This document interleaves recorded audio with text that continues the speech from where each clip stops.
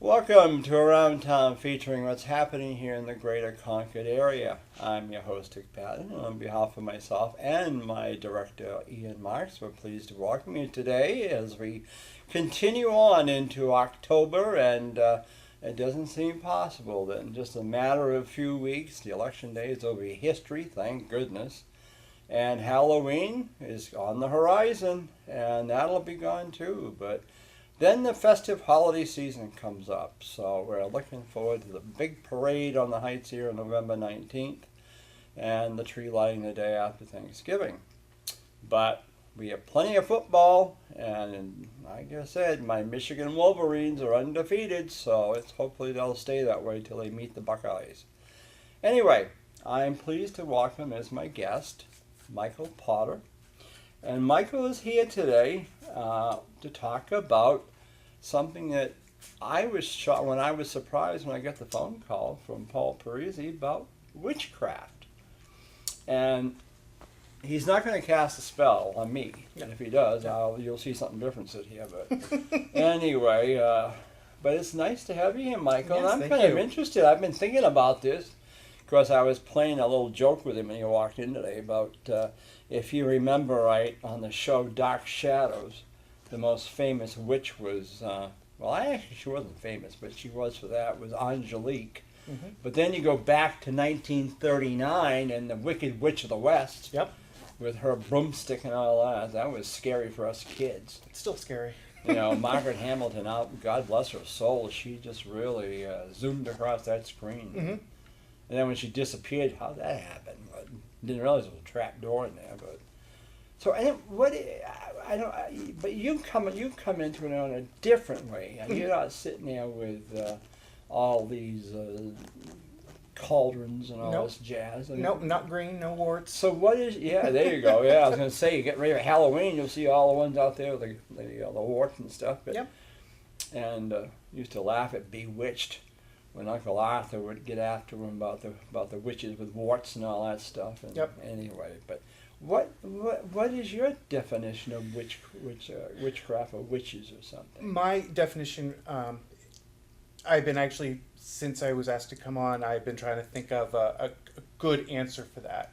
If you put 100 witches in a room, you're probably going to get about 100 different answers. My take is that it's a spiritual path that follows the tides of nature. So the seasons, how they move, life to death, and then the rebirth, with a aspect of magic that is attached to it. It's more, it's much more personal. There is a very much a divine component, but it's for me, it's an unspoken or unnamed portion of nature. And through that, I am able to have a spiritual background, have a grounding, and a place where I can have sanctuary and have my rituals that make me feel that I'm part of nature and part of the world. So it's that kind of independent connectedness is a way I kind of look at it, is that I can be connected to a very large group, but by myself.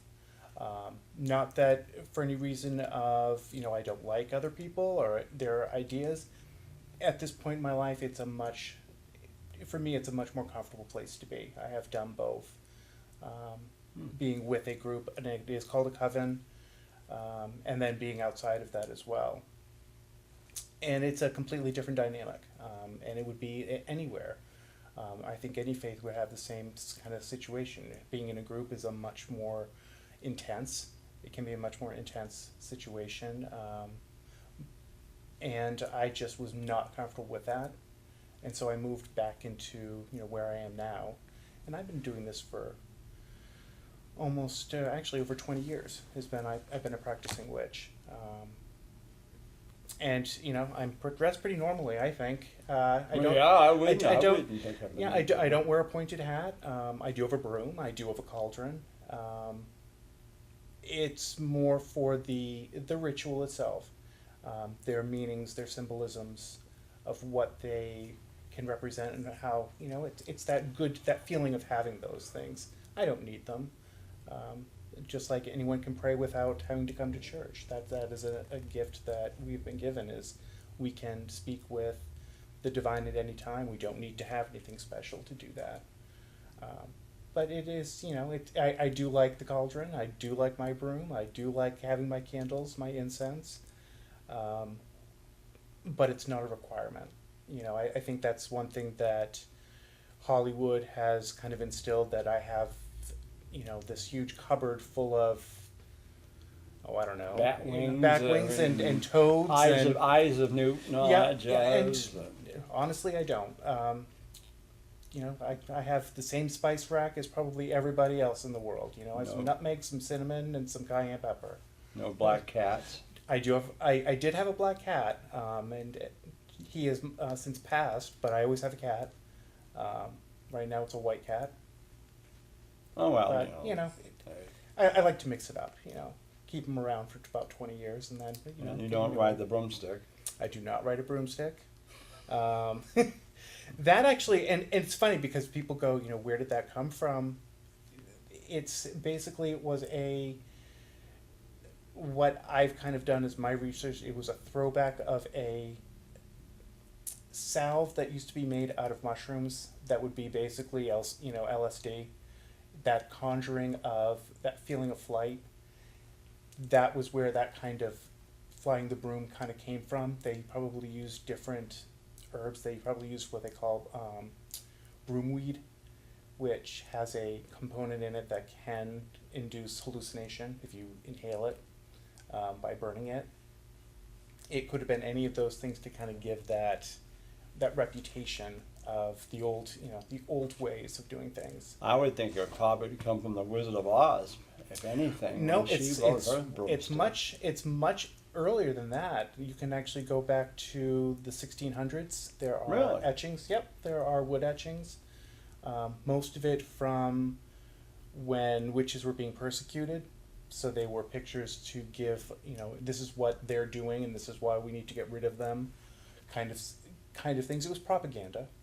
So like in Salem, Massachusetts, there used to be the big place for witches. Yep. And still is. And I go I go every once in a great while. But, this is the year, this is the month you go down to Salem. Oh, yes, yeah. And, you can party from October 1st until November 1st. It's just one big, it's fun, but it is the commercialized look. Yeah. It's like Christmas. That kind of aspect. It's much more the commercial selling, partying, getting into the season rather than the spiritual aspect of Halloween. So you don't go down there with a black cape and all that? No, I haven't gone down for years. It's to me, it's just too crowded, and it can be really overwhelming. Kind of the two sides. You have people that go down to condemn what's going on there, and then you have people that go down just to party a little too hard. To me, it's just it's not fun anymore. It used to be a lot of fun, and now it's too much. Why wouldn't you be called a warlock? That's what Bewitched and all that. Yep. They always call the men as warlocks. Warlock it's a word that has a negative connotation. They think it comes from a Scottish word meaning oathbreaker. So it isn't a word that I personally like. I know that there is a growing part of the community that would love to bring back the word warlock for men, kind of take it back, as it were. I'm not of that school. I'm much more comfortable with witch. That word, witch, comes from Old English, means to bend. So it is a bending of... I look at it as the bending of kind of my mind to be able to look at different ways of things. So I can look at a situation from many different levels. I'm not stuck in one direction. I can kind of veer off and see what's going on. And it really just comes from the wise women and men of a village. They were the ones that could heal. They were the ones that would get the herbs, would be able to help the community. They were not priests and priestess, but they were the ones that knew all the old ways of doing things and just kind of kept rolling on from there. And I see it as that's a part of what I'd like to bring back. But this path is less than 100 years old. Modern witchcraft is exactly what it is, modern. There is no direct line that keeps going back to the beginning. That has since been destroyed. So it's everything's a reinterpretation, which I personally like. Doesn't mean that I don't appreciate the old ways, because I think that I'm kind of taking that and moving forward. I mean, they would have never understood electricity. They would have never understood computers. It can't work that way. So for them, this would all be magic. This would all be miracles. For us, it's just text. Yeah. Text and Facebook. So, how do you entwine that with religion then? I mean, there isn't a set religion. There are set, even saying that there's a set of, that it has to be nature-based is kind of a misnomer. Majority, there's a nature aspect to it, that we follow the seasons, we follow the moon, we follow the sun, that part of it. The religion would be that there is the aspect of gods and goddesses, where a lot of, again, I don't want to speak for other pagans or witches, but there's, where it's much more of a goddess aspect religion. There is a god, he is a consort, and through that you can follow the seasons through kind of their relationship of the goddess is the maiden, the mother, and the crone. She will follow through the moon, she ages, and through the seasons the man also ages, dies, and is reborn through her. And it's that kind of keeping with that. Halloween is our kind of new year. This is the reason that everyone says, the veil is the thinnest, or this is the ghosts and goblins come out, is that this is, Halloween is the day that the god dies, and he will be reborn on winter solstice. So this is to have a god pass on, kind of tears the veil, and that spirits are allowed to come back in, and your ancestors are allowed to come back, to either, to bless and to protect. Masks, wearing masks is an old pagan tradition. It was to make sure that, the demons wouldn't be able to get to you, or the monsters. They thought you were one of them, so they'd leave you alone. Trick-or-treating is kind of the same thing, is that it was a blessing to the children to get something for their blessing to the community, but also they're giving it back. Those are all, a lot of people don't want to, don't really see it that way of that this is an old pagan holiday. It always has been, always will be. The church, I know that the church had this thing about putting, they couldn't really stamp that part out, but what they do is they put All Saints Day right afterwards. So it was kind of a offset one another, and we'll go from there. And I've always found that very interesting, that you couldn't snuff out this, it's a very strange holiday when you really break it down. It's kind of at the end of the year, but not quite the end of the year. But it's still, for me, in a spiritual aspect, is a new year. My new year starts on November 1st. My secular life, January 1st is when the new year starts, and I deal with that. I don't see any, I can, again, it's that switch. I can certainly look at both sides. And to me, it's a very comfortable spiritual path to be. I think everyone is going to get there. It's kind of like, all roads lead to Rome, kind of that idea that all faiths kind of go to the same place. Just may take some people longer than others. It may, it's a different a different route to the divine, which gives me I enjoy looking at all faiths. I'm very intrigued by faith, and I like to sometimes I like to take, I may say like I a la carte things. If an idea hits me from one religion, I'll certainly borrow it. So I collect. And that's, to me, another aspect of my faith, is that I can collect insight and hold on to it. As far as, the part of spells, yes, I do cast spells. But they're prayers. It really, to me, is a prayer.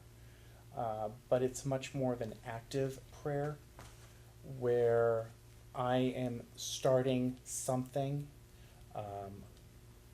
When I was unemployed, I would do try to get a job spell. That spell doesn't do anything unless I actually am trying actively to get a job. It's just another tool to move something forward. And that's really what spells are. Curses, yeah, there are curses out there. I look at it as it's a lot of work for really a grudge. If something is that horrible, there are certainly other ways of getting justice.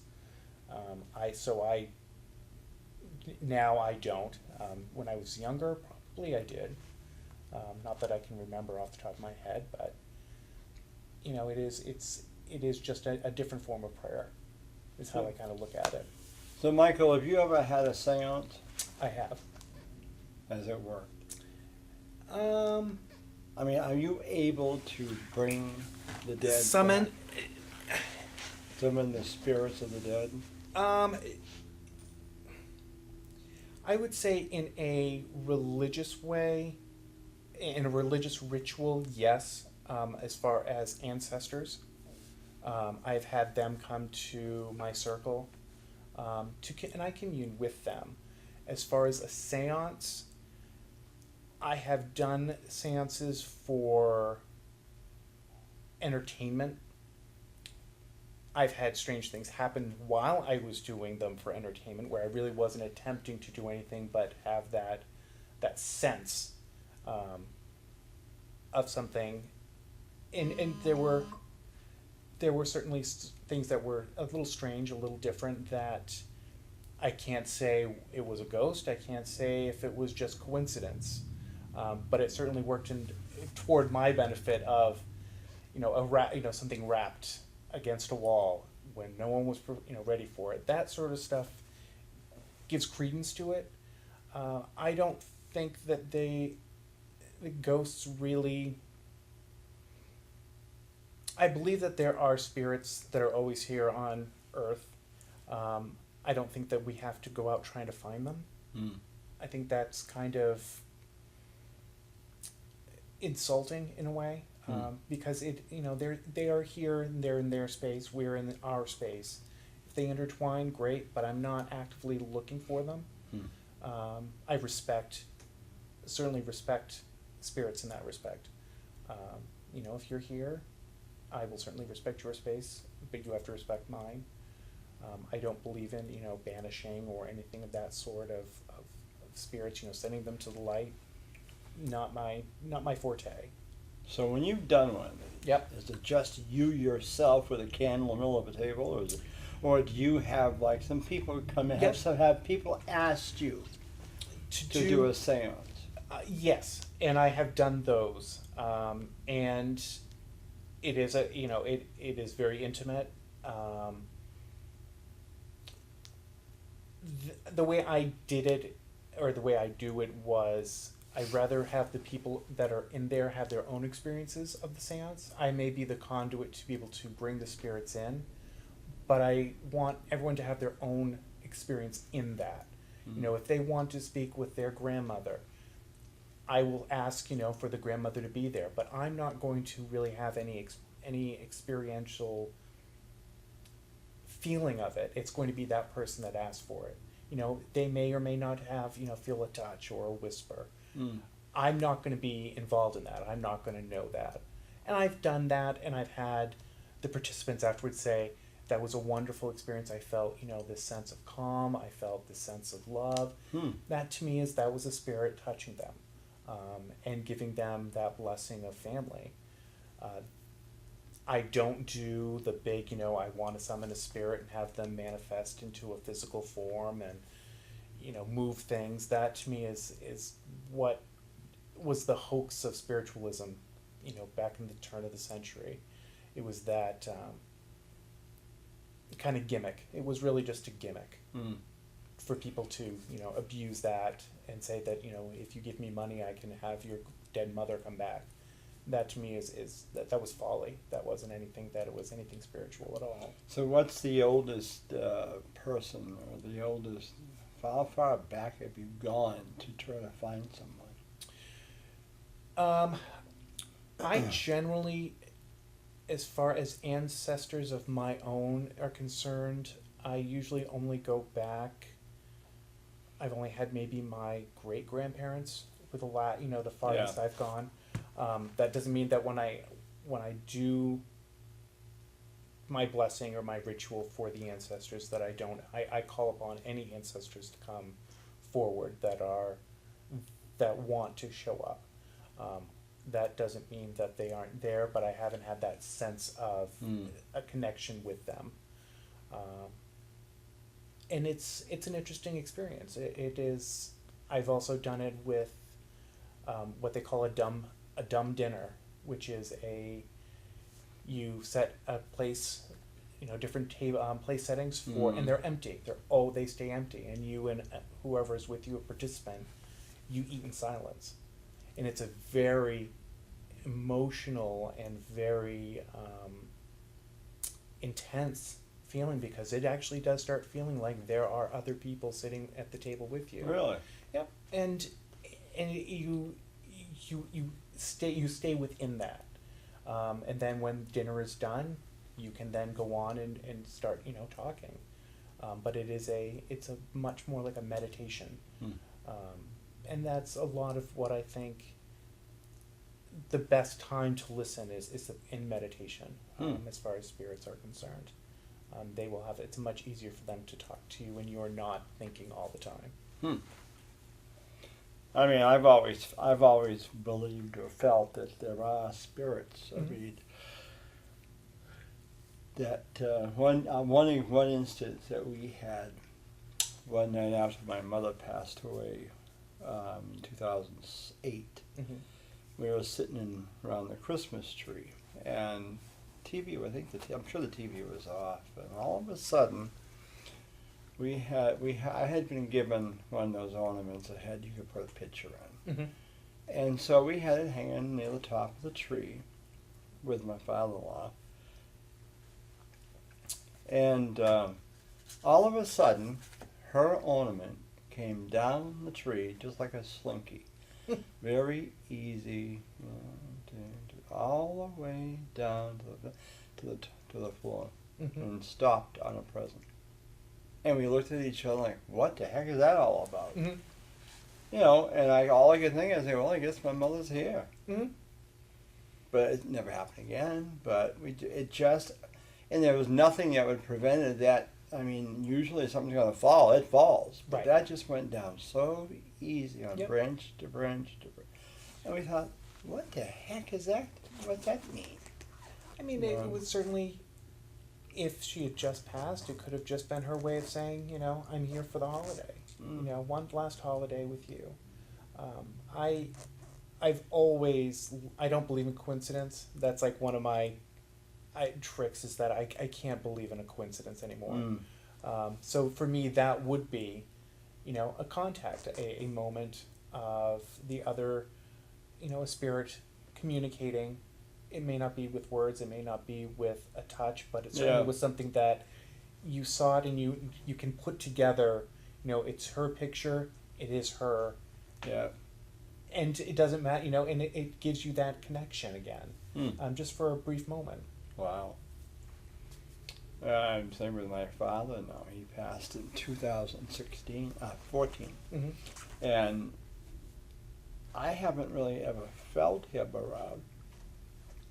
Although one Saturday night, I remember looking at my, in the living room toward the attic door, and I know I saw him standing there looking at me. Yep. But then he was gone. So whether I was just tired or what, I don't know. But that was the only incident that I've ever had with that. And There's always been a kind of a rule when people, go ghost hunting or what have you. Ghosts always end up in the corner of your eye. They're always right there in the peripheral of your eye. And that's why when you turn and they're gone. Yeah. Is that you have that sense that there is something there, and you can feel that there's something there. But when you turn, it's gone. It's because we are so focused on our reality, where they're next to it, they're not in it. So that's why something on the outskirts of your vision would be a perfect place to show themselves.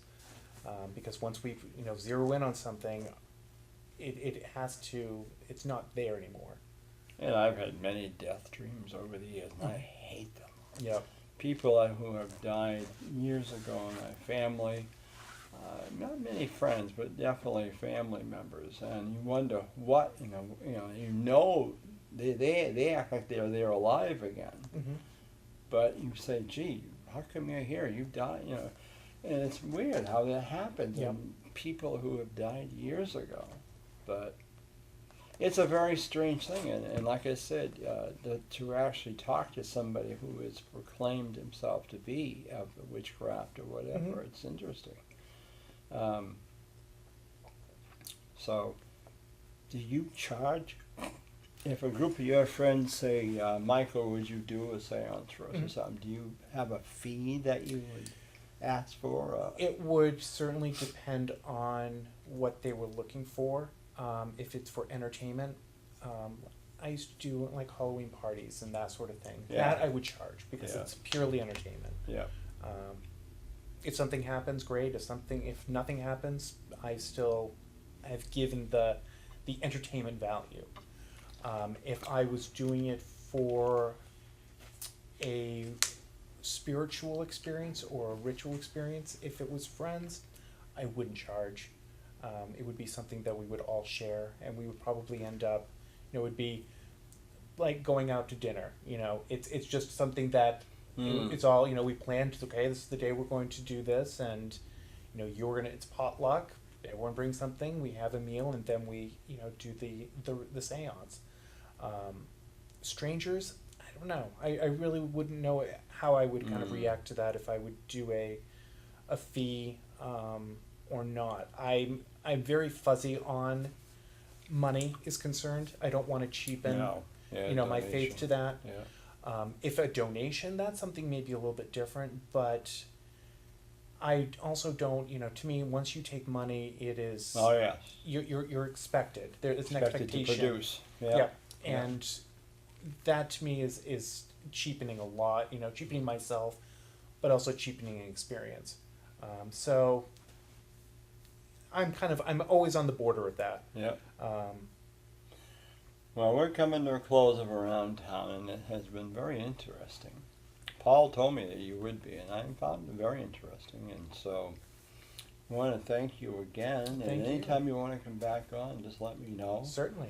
And I want to thank my director over there, and Ian Marx, my super director, and I wouldn't dare cast a spell on him. He does too much. he does too much good for me, so I would not ever ask that unless it was something of a good fortune type thing. I'd say grant him some, But it's just very interesting. Thank you. So, with that in mind, we want to close Around Town. Wishing you all a great weekend, and thank you for joining us. I'm Dick Patten, your host, and this is Around Town.